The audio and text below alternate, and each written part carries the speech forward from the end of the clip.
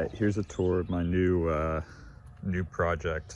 Got a 1980 Ford Courier that I found in Colorado Springs, Colorado, and drove back to DC.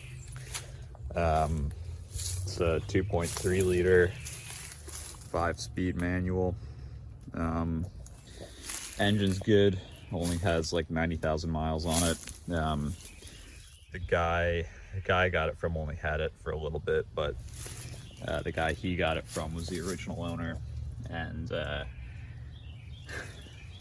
he kept it in Arizona its entire life, so it's really got no rust on it except for a little spot right there, but that's not a big deal.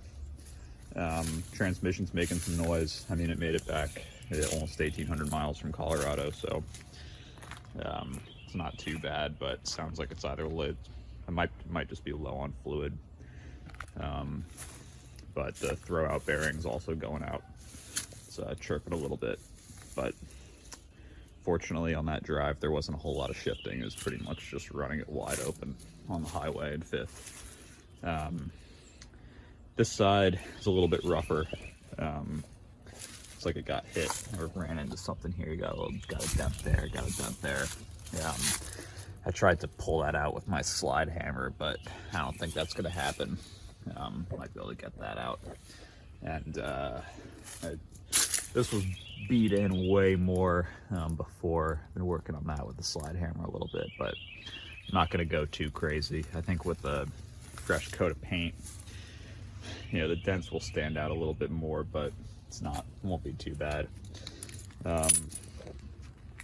First thing I did when I got it back here was I put new door lock cylinders in it, because they're just, it's like maybe someone broke a key off in here or something, but the key wouldn't go in all the way.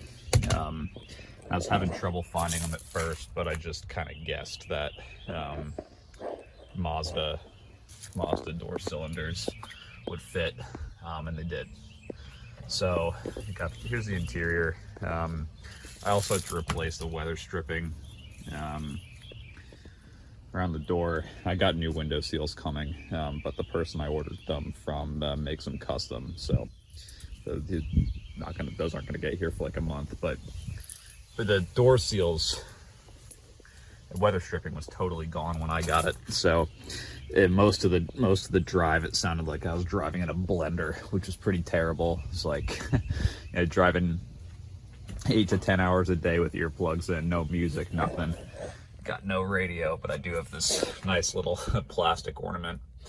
I also put the tack in, mini tack in the other day. Got to do an oil pressure and water temp gauge next.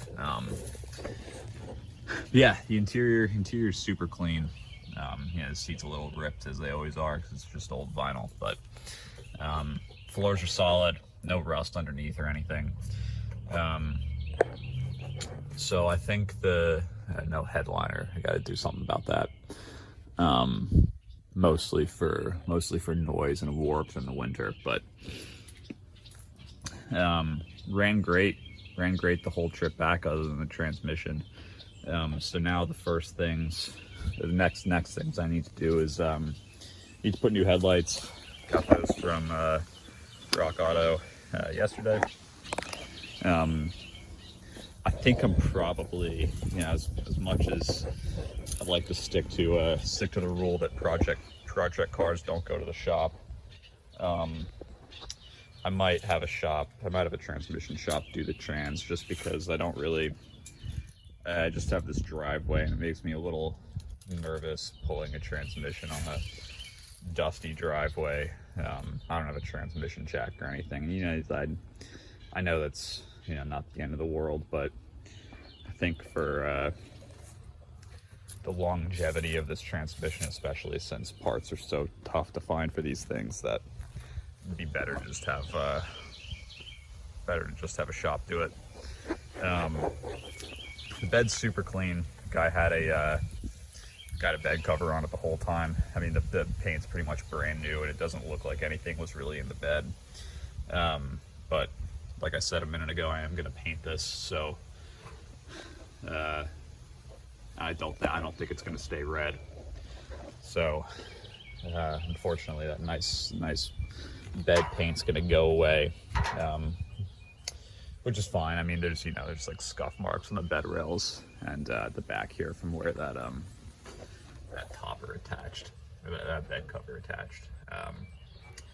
But yeah, this is my project for at least the next couple months. I think I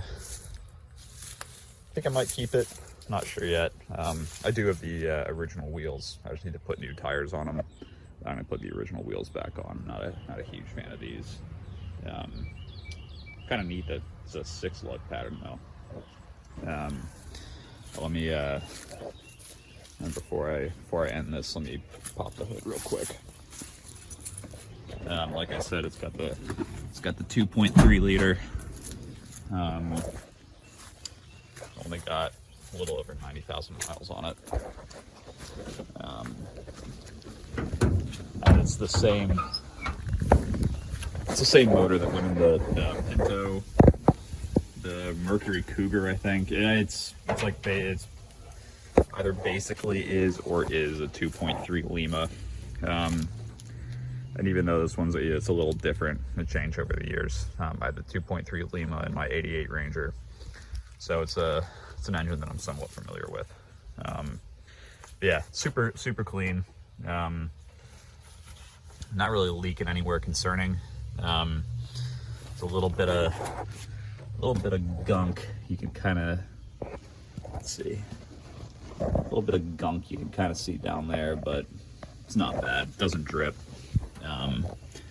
And the bottom of the truck, the frame is just stupid clean. I guess it's a product of it being a desert truck.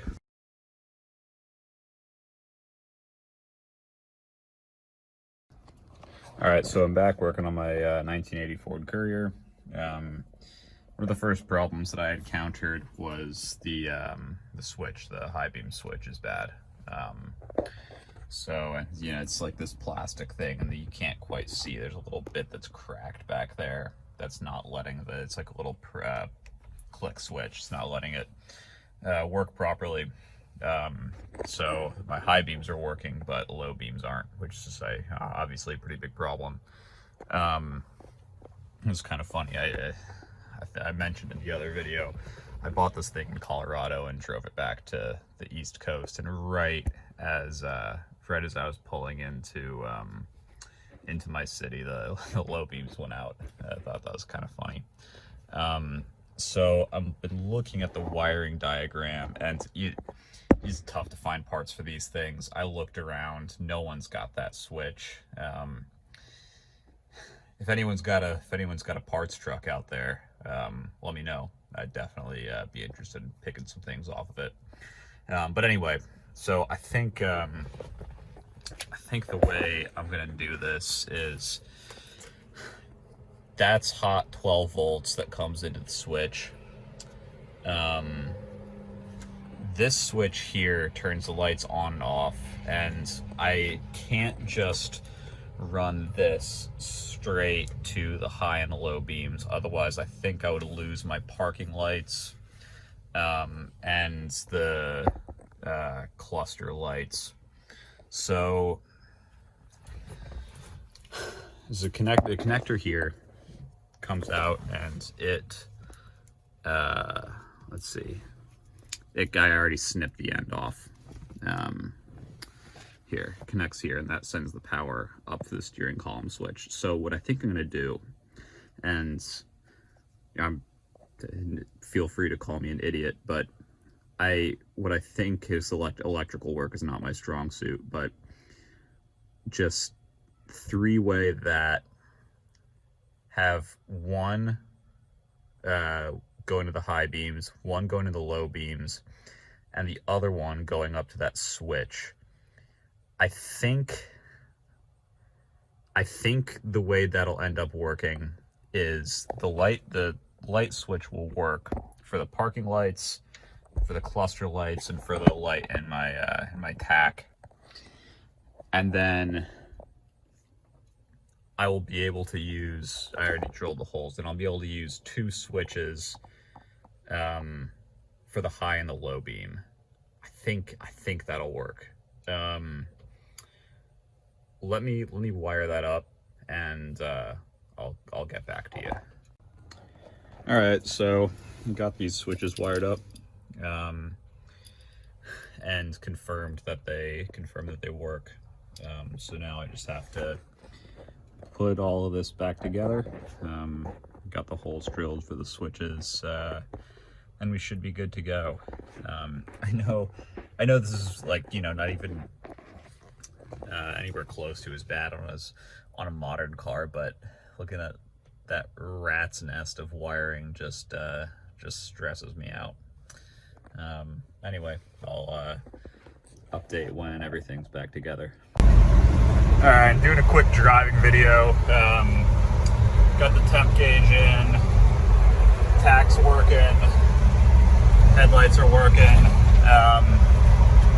I don't know if you're gonna be able to hear it, but you hear a slight ticking coming from the transmission, and I think that's the next thing that I'm gonna need to mess around with. You should be able to hear that noise come on here. Let's see.